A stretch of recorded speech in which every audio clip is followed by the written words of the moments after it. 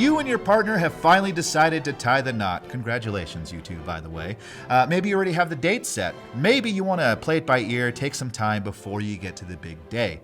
Either way, here's a few tips on how to announce your engagement.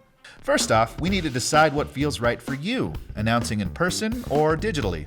If you're both the sentimental type, like the kind to cry when the Terminator's being lowered into the molten metal, well, breaking the news in person might be the way to go. However, if you're both the straightforward type, you might decide to settle on a simple Instagram story. So, if you want to embrace the digital or an in-person announcement, here's a few quick tips. Number 1, keep it real. It's more exciting to see your parents react in person than over FaceTime. Make it a surprise too. Don't mention anything and ask your partner to flash their ring so it eventually gets everyone's attention. Number 2, if you want to get it done and over with, jump on Instagram and put out a simple, straightforward post. You don't even have to get flashy with it. Take a photo with one another, one where you're showing off the ring and another where you're KISSING. Simple, straightforward, done. And number 3, if one or two of you already have a pet or a child, you can use them to break the news of your engagement.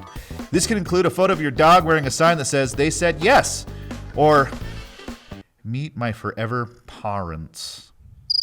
Warren, you're going to cut that out, right? No. How you choose to announce your engagement is totally up to you and your partner. Your friends and your family are going to be so thrilled to share in your excitement, and congratulations on your big day.